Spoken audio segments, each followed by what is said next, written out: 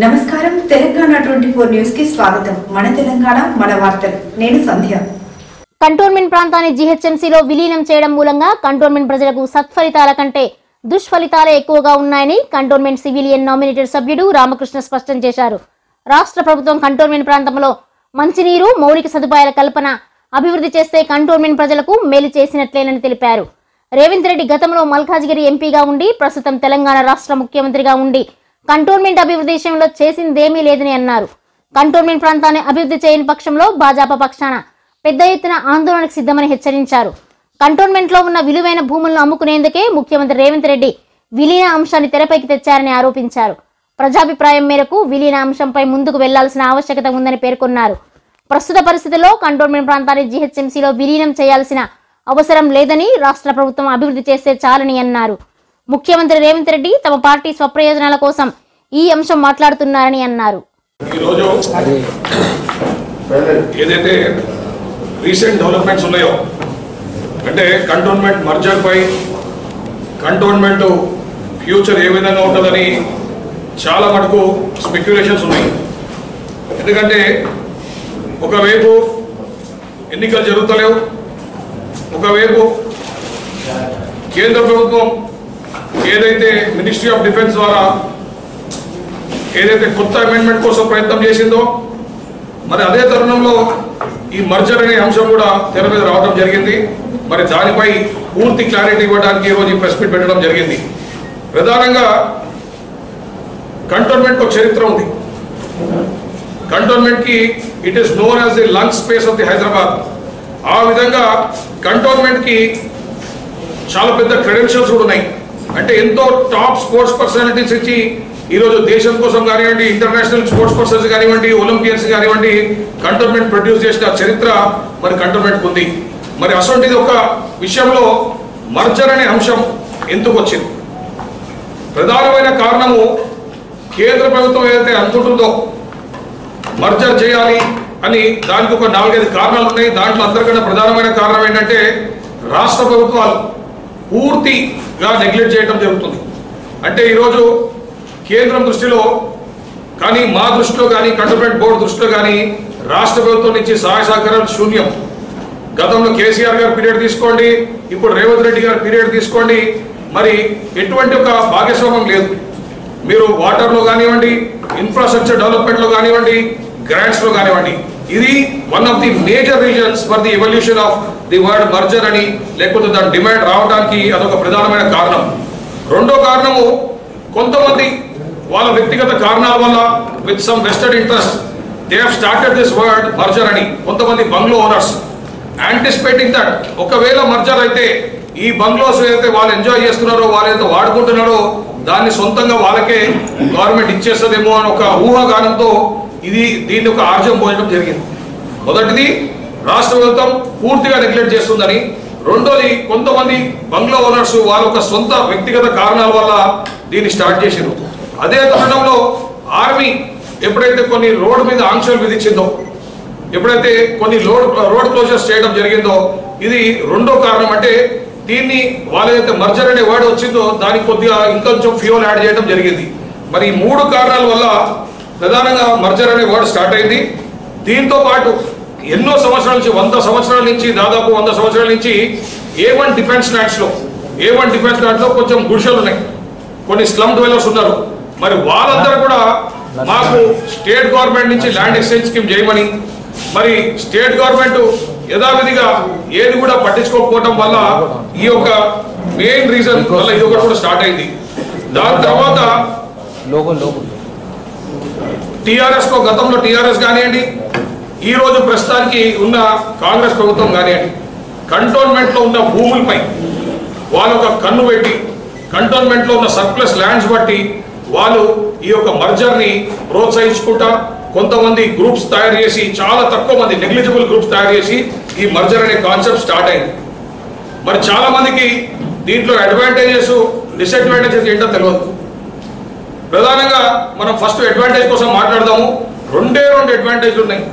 మీరు ఎన్ని విధాలుగా ఈ మున్సిపల్ యాక్ట్ తిరిగేసి చూసినా, ఏది చూసినా కూడా 2 అడ్వాంటేజ్ ఉన్నాయి. ఒకటి, మీరు టౌన్ ప్లానింగ్ లో అంటే మీకు కొద్దిగా కట్టుకోవడానికి ఎఫ్ఎస్ఐ కొద్దిగా ఎక్కువ వచ్చే అవకాశాలు ఉంటాయి. ఒకవేళ జిహెచ్ఎంసీలో కలిస్తే మీకు ఎఫ్ఎస్ఐ కొంచెం పెరిగే అవసరం ఉంటుంది. దాని తర్వాత వస్తే ఒక ఫ్లోర్ అడిషనల్ ఫ్లోర్ రావచ్చు. ఇది ఫస్ట్ అడ్వాంటేజ్. రెండో అడ్వాంటేజ్ టీపీటీ ఛార్జెస్ మీద ఏవైతే 3.5% ఎక్కువ ఉందో అది తప్పకుండా రెడ్యూస్ అయ్యే ఛార్జెస్ కూడా ఎక్కువ ఉంటాయి.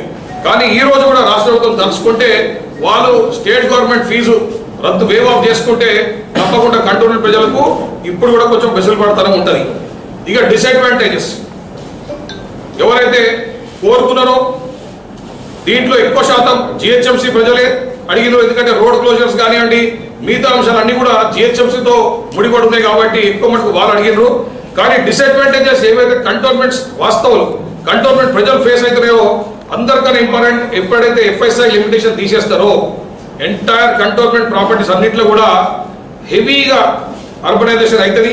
అంటే చాలా హెవీ స్ట్రక్చర్స్ కానివ్వండి, పెద్ద పెద్ద హై రైజ్ బిల్డింగ్స్ కానివ్వండి, ఇవన్నీ కూడా రావడానికి పూర్తి ఆస్కారం ఉంటుంది. మరి హై రైజ్ బిల్డింగ్స్ వచ్చిన తర్వాత కమర్షియలైజేషన్ అయిన తర్వాత రోడ్లన్నీ ఇరుకాటం అవుతాయి. ఉన్న నాలాలు కానివ్వండి, వాటర్ ఇన్ఫ్రాస్ట్రక్చర్ కానివ్వండి, రోడ్ ఇన్ఫ్రాస్ట్రక్చర్ కానివ్వండి, ఇవన్నీ కూడా కంజెస్ట్ అయిపోతాయి. మరి చాలా అంటే ఈ రోజు ఉన్న స్మూత్ లివింగ్ మరి ఫ్యూచర్లో ఉండే ఛార్జెస్ చాలా తక్కువ ఉంటాయి.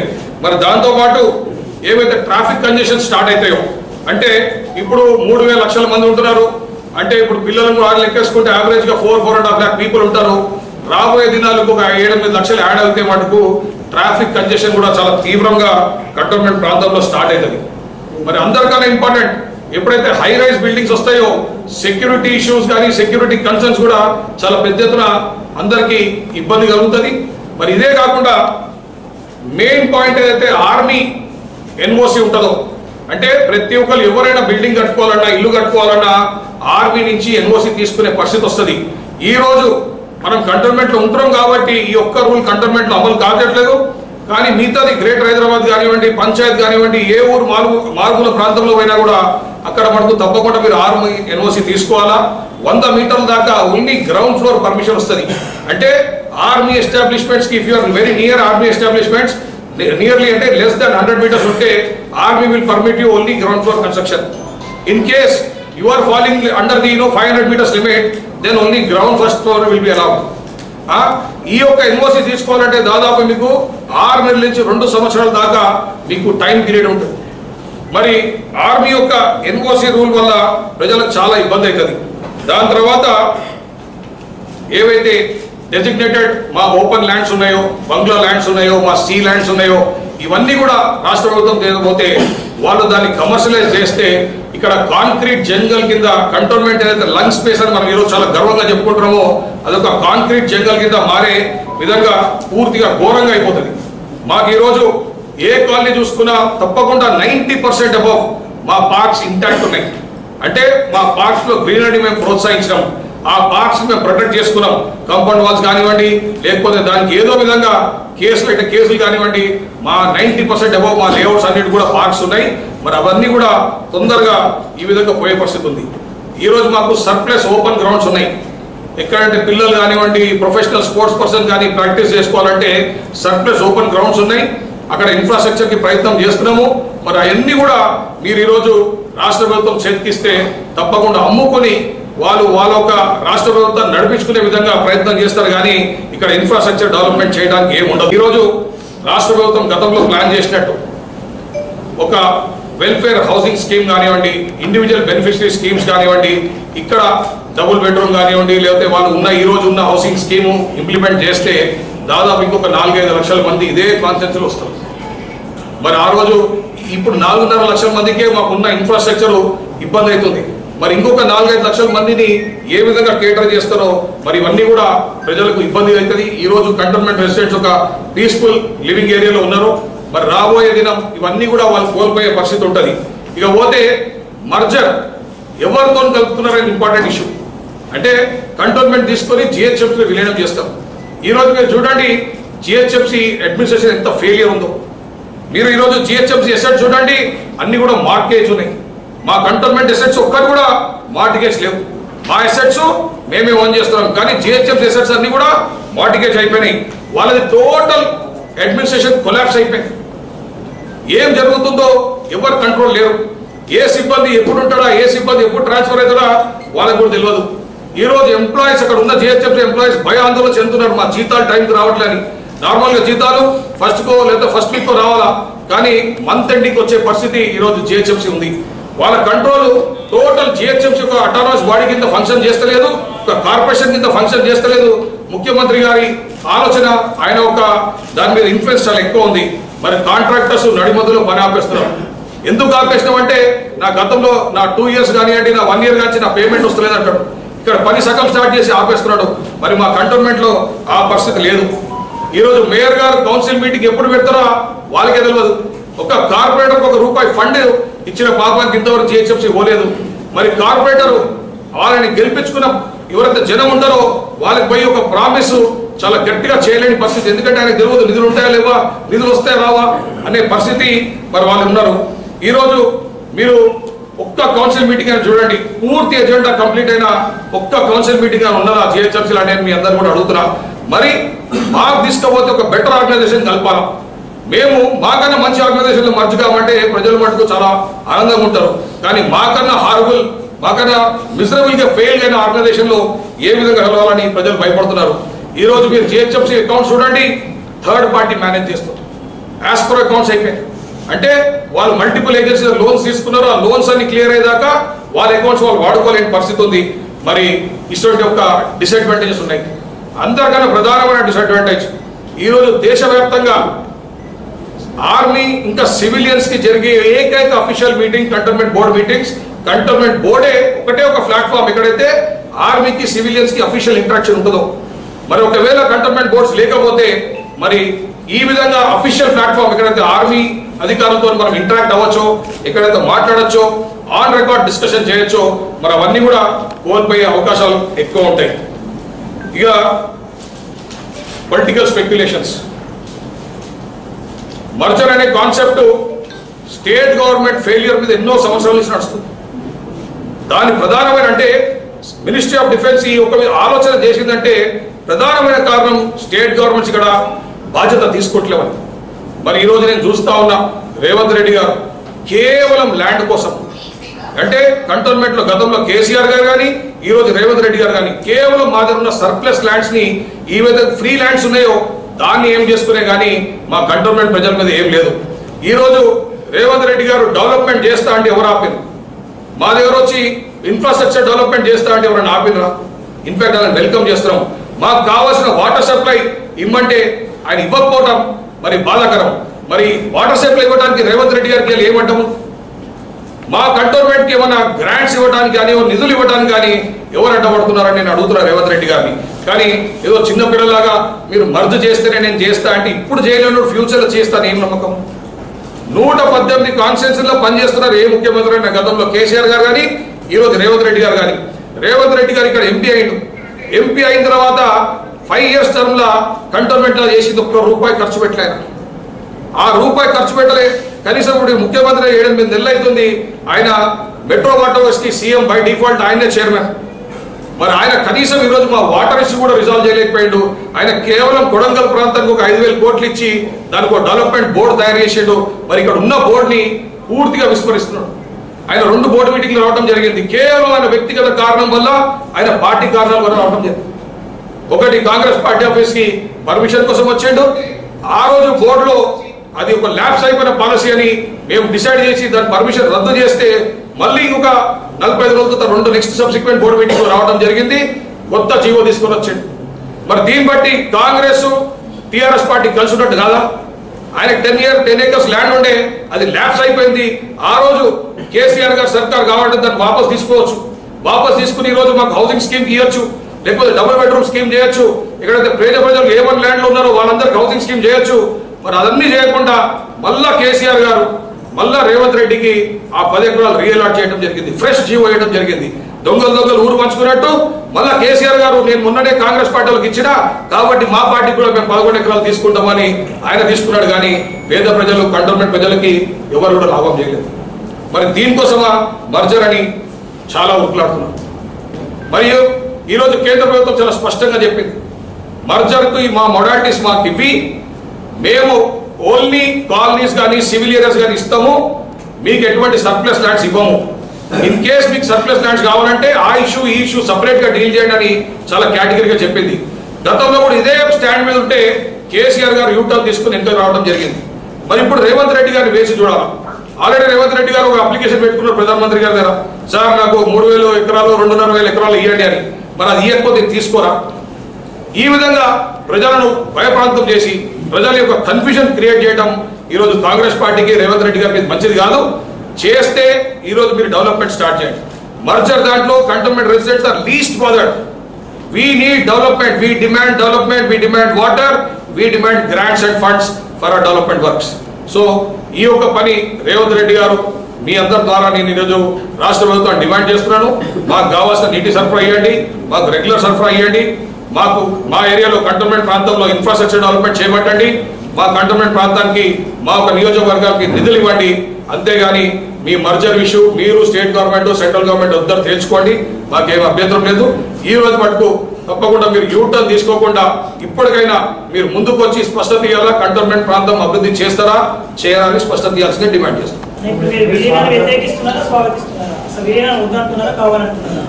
విలీనియం ఒకటి మేము డెవలప్మెంట్ అడుగుతున్నాము. విలీనియం అనేది ఒక సెకండరీ ఇష్యూ. బేసిక్ గా డెవలప్మెంట్ కి, ఇన్ఫ్రాస్ట్రక్చర్ డెవలప్మెంట్ కి, వాటర్ కి, ఫండ్స్ కి విలీనంతో ముడిపడలేదు. మీ విలీనం అనేది సెకండరీ ఇష్యూ. ప్రైమరీ ఇష్యూ మేము డిమాండ్ చేస్తామంటే కంటోన్మెంట్ ప్రాంతాన్ని డెవలప్ చేయండి.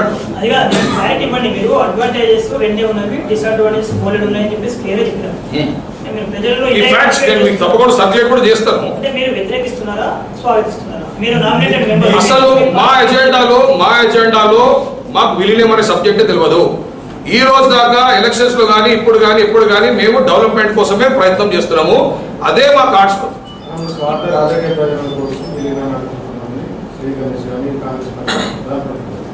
డెవలప్మెంట్ సంగతి ఏం చెప్పు. ఎమ్మెల్యే గెలిచిన వాళ్ళు కానివ్వండి, ముఖ్యమంత్రి కానివ్వండి, కంటోన్మెంట్ ప్రాంతానికి ఏం చేసిండ్రు ఒక శ్వేతపత్రం ఇవ్వాలి. ఎన్ని ఫండ్స్ ఇచ్చిండ్రు, ఎన్ని వర్క్స్ చేసిండ్రు, ఎంత క్వాంటిటీ వాటర్ ఇస్తున్నారు, ఏ రేట్కి ఇస్తున్నారు, దానికి విలీనానికి ముడిపడితే ఎట్లా? గవర్నమెంట్ మెర్జ్ అవుతే ఏం డెవలప్మెంట్ కాదు, ఆర్గనైజేషన్ నష్టంలో ఉంది అని మీరు అంటున్నారు. ఇప్పుడు మీ కంటోన్మెంట్ కి పరిసర ప్రాంతాలు ఏదైతే నియోజకవర్గాల్లో ఉన్నాయి, ఇప్పుడు ఎక్కువ తీసుకోవడం 100,000 కోట్ల రూపాయలు తీసుకొచ్చి అక్కడ అభివృద్ధి చేస్తున్నారు. అది అభివృద్ధి కాదంటారా? మల్కాజ్గిరి నియోజకవర్గం కూడా గతంలో అభివృద్ధి చేశారు, ఇప్పుడు కూడా అభివృద్ధి చేస్తున్నారు. మరి ఇవన్నీ అభివృద్ధి కాదంటారా? నేనేమంటున్నా అంటే తెలంగాణ ముఖ్యమంత్రికి 119 నియోజకవర్గాలు ఉంది. 118లో పనిచేస్తున్నాడు, ఒక్క నియోజకవర్గం విస్మరిస్తున్నారు. దాన్ని ప్రశ్నిస్తున్నాం. భారతీయ జనతా పార్టీ ఈ ఒక్క నియోజకవర్గంలో మీరు ఎందుకు పనిచేయడానికి ప్రశ్నిస్తున్నాం.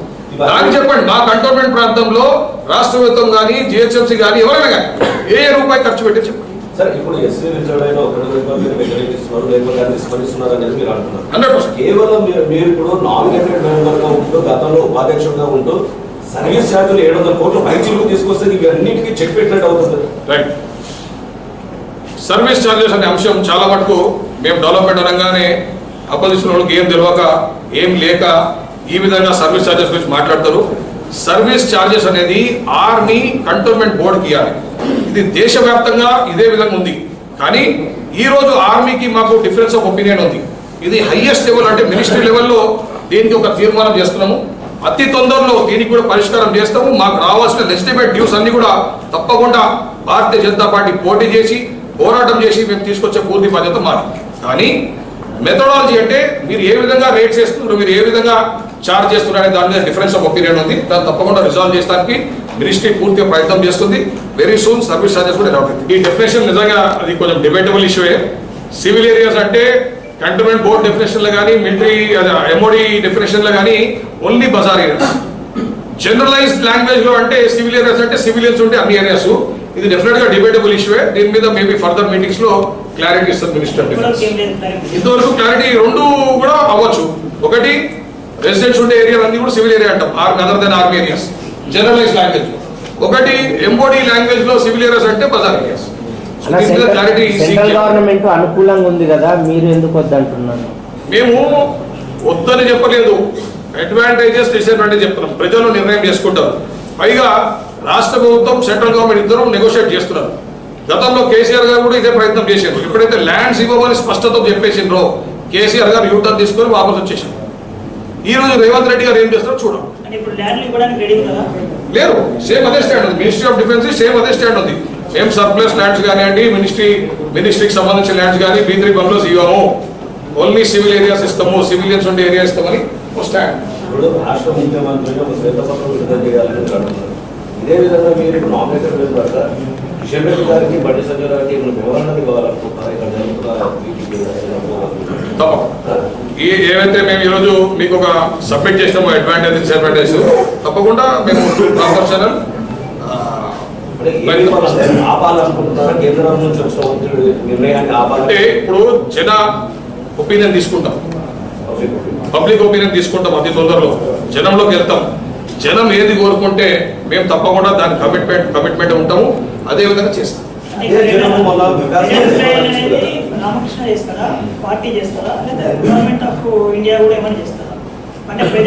గవర్నమెంట్ ఆఫ్ ఇండియా ప్రొసీజర్ ఉంది యాక్చువల్గా.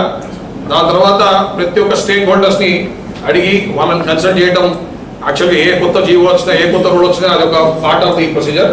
సో తప్పకుండా వాళ్ళు కూడా చేస్తారు, మా వంతు మేము కూడా చేస్తాం. ఇప్పుడు పబ్లిక్ ఒపీనియన్ గతంలో వికాస్ మంచ్ వాళ్ళు కూడా ఒపీనియన్ తీసుకున్నారు. 99% పబ్లిక్ కూడా మేము చేయాలని ఆలోచిస్తున్నారు. మళ్ళీ కొత్తగా ఇంకో పబ్లిక్ ఒపీనియన్ తీసుకున్నారు. అంటే ఒక హ్యాండ్ఫుల్ ఆఫ్ పీపుల్ అంటే 4-5 లెస్ దాన్ 10 పీపుల్ వాళ్ళు డిక్లేర్ చేసినంత మాత్రం కాదు కదా. మనం జనరల్గా పోతే కాలనీస్ కానీ బస్తీలు కానీ అడ్వాంటేజెస్ డిసడ్వాంటేజ్ చూసి అనలైజ్ చేసుకుంటే నాకున్న 25 సంవత్సరాలు ఏదైతే బోర్డుతో అసోసియేట్ అయి ఉన్నాం, మాకున్న అవగాహనతో 80% జనం వద్దని కోరుకుంటున్నారు. ఇంకా 10-20% జనం డైలమాలో ఉన్నారు. ఏంటిది కలిస్తే రాత్రి అద్భుతం జరుగుతుందా అని ఒక మిస్కన్సెప్షన్ ఉన్నారు. అది క్లారిటీ వచ్చే రోజు తప్పకుండా 100% ఇట్లానే ఉండాలని కోరుకుంటున్నాను.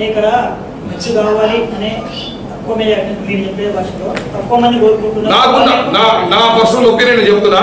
నాకు తెలిసిన నా లిమిటెడ్ నాలెడ్జ్ లో, నాకున్న లిమిటెడ్ కాంటాక్ట్స్ లో 80% people are against merger. And ఏ రోజైతే మనం దీని మీద వెళ్తామో పబ్లిక్ లో తప్పకుండా జనం ఒక ఒపీనియన్ మీ అందరూ కూడా తెలుస్తుంది.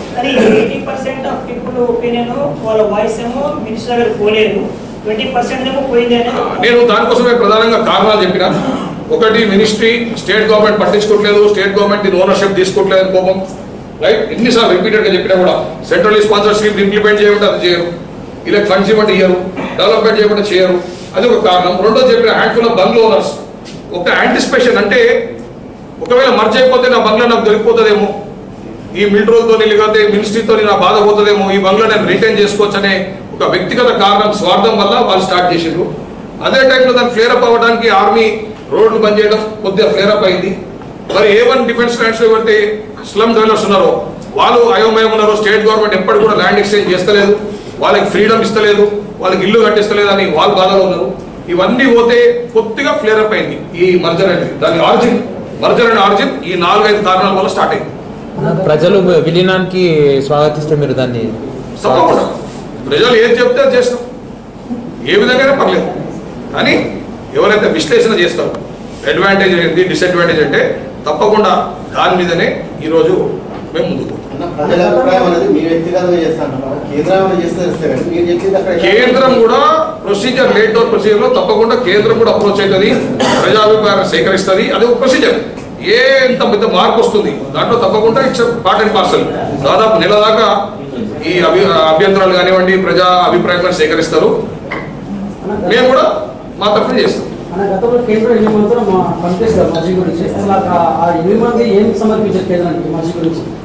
ఇప్పుడు నేను చెప్పిన విధంగా ఫ్యాక్ట్స్ చెప్పారు. మా అసెట్స్ ఏంటి, కంటోన్మెంట్ బోర్డుకి ఏమేమి అసెట్స్ ఉన్నాయి, ఏం లయబిలిటీస్ ఉన్నాయి, మా ప్రాపర్టీస్ ఏమున్నాయి, మా సివిక్ ఇన్ఫ్రాస్ట్రక్చర్ ఏముందని ఒక డీటెయిల్ రిపోర్ట్ ఇవ్వడం జరిగింది. లాస్ట్ ఇయర్ జనవరిలో అది ఒక కమిటీ అయింది, డీటెయిల్ ఇవ్వదు. దాని తర్వాత ఫర్దర్ మీటింగ్ కాలేదు. ఫర్దర్ మీటింగ్ మన CS గారు ఏదో తీసుకున్నారు, దాని తర్వాత అవుతుంది. ఇది రాష్ట్ర ప్రభుత్వంకున్న వాళ్ళ ఒక ఇంటెన్షన్ బట్టి తెలుస్తుంది. వాళ్ళు మేము అన్కండిషనల్ గా కంటోన్మెంట్ ప్రజలను, కేవలం ప్రజలను తీసుకుంటాం, మాకు ఎటువంటి ఎసెట్స్ లాభం లేకపోయినా పర్లేదు, కంటోన్మెంట్ ప్రజలను మేము యాక్సెప్ట్ చేస్తాము, వాళ్ళని కేటర్ చేసుకుంటాం అంటే తప్పకుండా తొందరగా చెబుతుంది. లేదు మాకు ల్యాండ్స్ మీదే మాకు అభిప్రాయం ఉంది, మాకు ల్యాండ్సే కావాలా, వీళ్ళు ఎందుకు మాకు అంటే మటుకు కాదు. గతంలో కేసీఆర్ గారు ప్రయత్నం, నథింగ్ న్యూ. కేసీఆర్ గారు ప్రయత్నం చేసిండ్రు, యూటర్న్ తీసుకుని వచ్చేసింది. ఈ మధ్యకాలంలో కొత్త కేంద్ర మంత్రులు కానీ, ఎంపీని కానీ, డిఫెన్స్ సెక్రటరీని కానీ, డిఫెన్స్ మినిస్టర్ కానీ కలిసినారు మీరు ఈ వారం 10 రోజులు? నేను లాస్ట్ 3 days బ్యాక్ నేను డిఫెన్స్ సెక్రటరీ గారు కలవడం జరిగింది. ఇప్పుడు నేనైతే చెప్పినానో ఆయన కూడా అదే చెప్తున్నారు. It all depends on the state government how they come forward. ఆ విధంగా వాళ్ళ ఒక రెస్పాన్సిబిలిటీ ఉంటుంది.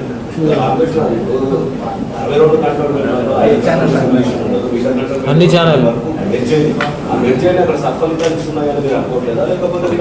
అంటే ఇప్పుడు నేను ఇక్కడ కన్ఫైన్ అయింది కేవలం సికింద్రాబాద్ స్టేషన్కి, ఎందుకంటే ఈ స్థానికంగానే మాట్లాడుతున్నాం. బియాండ్ దిస్ డెఫినెట్గా మనం మాట్లాడచ్చు, బట్ దానికి వేరే ప్లాట్ఫామ్ తీసుకుందాం. ఈ రోజు మటుకు we let us confine to Secunderabad cantonment. एक क्वेश्चन, ये मर्ज हुआ जो रसूलपुर में जो श्रम वाले 30 ईयर से जो सफल हो रहे हैं उनको बेनिफिट होता है ना? उनका डाउट। देखिए मर्ज हुए तो कोई भी सरकारी जमीन उनको नहीं दे रही, वहां पे एयरपोर्ट का अथॉरिटी है. आज भी स्टेट गवर्नमेंट, आज भी रेवंत रेड्डी साहब 2 व्हीलर पे आए वहां पे, राइट. आज भी रेवंत रेड्डी साहब अच्छे इंटेंशन से गरीबों को फायदा करना है, गरीबों का काम करना है, तो आज भी लैंड एक्सचेंज करो बोलो. With in 15 days Bharatiya Janata party की तरफ से, किशन रेड्डी साहब की तरफ से मैं जबान दे रहा हूँ, 15 दिन में एक्सचेंज क्लोज कर देंगे और वहां के गरीबों को पट्टे दिलाएंगे. बट स्टेट गवर्नमेंट लैंड देना चाहिए, अल्टरनेट लैंड. आज रेडी करो बोलो रेवंत रेड्डी साहब को, 15 दिन के अंदर प्रोसेस क्लोज करेंगे, वो पूरे गरीबों को फायदा करेंगे, including A1 land also. Definite గా వాళ్ళు చేస్తలేరు కాబట్టి మర్జర్ స్టార్ట్ फाइल पेंडिंग है. अब ये स्टेट गवर्नमेंट और कंट्रोलमेंट बोर्ड के चक्कर में अब जो सफर हो रहे हैं उनकी आइडेंटिटी अब क्या है? सफर इसलिए हो रहे हैं कि कैंटोनमेंट बोर्ड में लिमिटेड फंड्स हैं, लिमिटेड रिसोर्सेस है. हमारे कैंटोनमेंट बोर्ड सिर्फ एक ही पहिए पे चल रहा होगी. सरकार से केंद्र जो डिफेंस में है, जो मिनिस्ट्री ऑफ डिफेंस से फंड्स आ रहा, नरेंद्र मोदी सरकार से जो पैसे आ रहे वही पैसों से चल रहा, और लोकल में हम जो पैसे कलेक्ट कर रहे हैं, टैक्सेस रहने दो, ट्रेड लाइसेंस रहने दो, इसी में चल रहा. आज का हमारा रोना यही है कि स्टेट गवर्नमेंट 1 रुपया हिस्सेदार नहीं है, ना पैसे ना काम, और आखिरी चीज सबसे अहमियत, सबसे इंपॉर्टेंट चीज पानी तक नहीं दे. इसीलिए पब्लिक परेशान है. अब ये हाल कितने साल लगेंगे दोनों के लड़ाई में? अब वो रेवंत रेड्डी साहब का है. उन्होंने अगर समझते कि यस यहाँ के कंटोनमेंट की आवाम हमारा जरूरत है, इनकी भी वोट हमारे को मायने हैं, तो आज ही करना चाहिए, आज करना चाहिए. उनको कोई ताकत नहीं रोक रहा. कैंटोनमेंट बोर्ड लगातार चिट्ठियों पे चिट्ठियां लिख रहा. अगर मेरे 100 करोड़ में पूछना है, स्टेट गवर्नमेंट मेरे से 100 करोड़ ले लिया, मैं पूछना बोला तो कोर्ट को जाके पूछा, मगर इन लोगों कोई सीधी तरीके से नहीं दिए. रेवंत रेड्डी साहब के ऊपर भी डायरेक्शन लागू है कि कंटोनमेंट के पैसे बराबर उनको दे दो, नहीं तो कंटेम्प्ट में आते और हर महीना तुम्हारे को 1 लाख का जुर्माना है बोल के कोर्ट का डायरेक्शन है. मैं वो भी शेयर करूंगा आपको. हम जो बोल रहे हैं फैक्ट्स है, there is no cock and bull story. मैं ऐसा करूंगा, मैं ऐसा सोचा, ये बात नहीं है. जो हकीकत है वही बता रहे हैं. मेरे पास कोर्ट डायरेक्शन है कि कंटोनमेंट के जो टीपीटी चार्जेस आ रहे हैं, स्टेट गवर्नमेंट रूट थ्रू हो रहे हैं, उनको टाइम टू टाइम पैसे दे दो, नहीं तो हर महीना आपको 1 लाख रुपए का फाइन और 12% पर एनम इंटरेस्ट देना पड़ेगा बोल के कोर्ट डायरेक्शन है. हमारा पैसा लेना बोले तो जो हमारा लिस्टिमेट पैसा है, जो हमारा पैसा है उसको लेना बोले तो कोर्ट को जाके लाना. ऐसा हाल है स्टेट गवर्नमेंट का. अब क्या उम्मीद रख सकते हैं? अभी इन लोग सिर्फ लोगों को गुमराह करने के चक्कर में है. हम पूछ रहे पानी दो, हम पूछ रहे डेवलपमेंट करो, हम पूछ रहे पैसा दो, कंटोनमेंट एरिया को सामने ले जाओ. इस पे मर्जर बोले तो हम क्या करेंगे? ये करो वो तो वो बोले तो हम क्या कर सकते हैं? As a citizen of cantonment, no doubt ఆయన బీజేపీ కార్యకర్త, నాకు మీ మీద ఒక డౌట్ ఉందా? ఎన్నైతే స్లమ్స్ ఉన్నాయో కంటోన్మెంట్ నియోజకవర్గంలో రాష్ట్ర ప్రభుత్వం ఆ ల్యాండ్ ఎక్స్చేంజ్ చేసి ఇస్తే, మీరు బీజేపీ పార్టీ తరఫున కేంద్ర ప్రభుత్వం ద్వారా అది ఏ ల్యాండ్ అని ఉండేది, ABC whatever it is, దాన్ని మీరు ఇమీడియట్ గా ఎక్స్చేంజ్ చేసి మా పేద ప్రజలు ఎవరైతే ఉన్నారో కంటోన్మెంట్ నియోజకవర్గంలో వాళ్ళకి ఇప్పిస్తారా? దాని మీద ఆల్రెడీ మినిస్ట్రీ ఆఫ్ డిఫెన్స్ అలా క్లారిటీ ఇచ్చింది. ఎక్కడైతే ల్యాండ్ ఎక్స్చేంజ్ స్కీమ్స్ ఉన్నాయో అది వెంటనే మీరు ముందుకు రండి, మేము రిజాల్వ్ చేస్తాం. విత్ ఇన్ 15 days 1 month లో రిజాల్వ్ అవుతుంది. నా పూర్తి గ్యారంటీ కిషన్ రెడ్డి గారి తరఫున నేను గ్యారంటీ ఇస్తున్నా. ఎక్కడైతే రాష్ట్ర ప్రభుత్వం ముందు వచ్చి ల్యాండ్ ఎక్స్చేంజ్ స్కీమ్ చేస్తుందో పేదోళ్ళకు ఇల్లు నిర్మాణం కోసం కేంద్ర ప్రభుత్వం పూర్తి సహాయ సహకారాలు అందిస్తుంది. With in 15 days to 1 month commitment. State government అంటే ప్రజల కోసం ఉన్నది, స్టేట్ గవర్నమెంట్ ప్రజల కోసం ఉన్నది. స్టేట్ గవర్నమెంట్ పట్టించుకునే మీరు అంటున్నారు. సెంట్రల్ గవర్నమెంట్ అంటే కూడా ప్రజల కోసమే కదా. మరి ల్యాండ్ ఎక్స్చేంజ్ అనేది ఫ్రీగా ఎందుకు ఇవ్వడం? అంటే వాళ్ళు మీరు చేయకుండా చేద్దామనే ఒక ఆలోచన తప్ప వినండి, ఆ ల్యాండ్ గవర్నమెంట్ ప్రకారం వేరే థర్డ్ పార్టీ ఓనర్ ఉన్నాడు, ఆయన కాంపన్సేట్ చేయాలి కదా. ఆయన కాంపన్సేట్ చేయండి. ఇక్కడ స్థానికంగా ల్యాండ్ స్టేట్ గవర్నమెంట్ చేతులు ఉంటుంది. ఇప్పుడు మీరు ఎవరిదో ల్యాండ్ ఎవరో తీసుకుని ఇవ్వలేరు కదా. సో ఒక ఏజెన్సీ వాడుకుంటుంది ల్యాండ్, వాళ్ళకి తక్కువ పడకుండా ఆల్టర్నేట్ ల్యాండ్ ఇచ్చి ల్యాండ్ తీసుకుంటారు. అదే పడినండి, అదే వాళ్ళ కాంగ్రెస్ పార్టీ ఆఫీస్కి గతంలో రాజశేఖర రెడ్డి గారు ఉన్నప్పుడు మరి వాళ్ళకి అవసరం 10 ఎకరాలని ల్యాండ్ ఎక్స్చేంజ్ చేసుకున్నారు. స్టేట్ గవర్నమెంట్ తరఫున ఇంకో ల్యాండ్ ఇచ్చిండ్రు ఆర్మీకి, వాళ్ళు తీసుకుని దాని ఇప్పుడు ఓనర్షిప్ తీసుకున్నారు. మరి వాళ్ళకు పార్టీ ఆఫీస్ చేసే సిద్ధశుద్ధి ఉంది, మరి ప్రజలకు చేసే తెలివి లేదా? వాళ్ళకి ఆ ఇంటెన్షన్ లేవా? ఉండే జనమే వాళ్ళు అసెంబ్లీకి వేస్తారు, ఓట్లు లోక్సభకి వేస్తారు. స్టేట్ గవర్నమెంట్ ఎన్నుకుంటారు, సెంట్రల్ గవర్నమెంట్ ఎన్నుకుంటారు. మరి వాళ్ళు land exchange state government land ఇస్తేనే మేము పట్టాలి. అవునా? వాళ్ళు ఏ ల్యాండ్ లో ఉన్నారో ఒక థర్డ్ ఏజెన్సీ ల్యాండ్ ఉంటుంది. నాకు తెలిసి కొంచెం ఎయిర్పోర్ట్ ల్యాండ్ ఉంది, కొంచెం స్టేట్ గవర్నమెంట్ ల్యాండ్ ఉంది, దాంట్లో కొంచెం రకరకాల ల్యాండ్స్ ఉన్నాయి. వాళ్ళందరికీ థర్డ్ పార్టీ క్లియరెన్స్ చేయాల్సింది స్టేట్ గవర్నమెంట్ బాధ్యత. ఇది ల్యాండ్స్ కానీ ఎడ్యుకేషన్ కానీ వాళ్ళ సబ్జెక్ట్, వాళ్ళు తప్పకుండా చేయాలి. సో మా తరఫున ఏం కావాలో సహసహకారం తప్పకుండా అందిస్తాం. అంటే ఇప్పుడు ఎయిర్పోర్ట్ అథారిటీ ఉంది, వాళ్ళకి కాంపన్సేట్ చేయాలి కదా. వాళ్ళ యూస్ కోసం ల్యాండ్ తీసుకున్నారు, దాంట్లో ఎవరో వచ్చి ఆక్యుపై చేసుకున్నారు.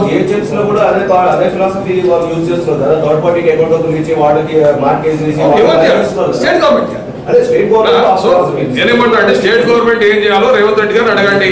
ఆయనకు ప్రజల మీద ఇంట్రెస్ట్ ఉంటే ప్రజల కోసం పనిచేద్దామంటే తప్పకుండా చేస్తాడు.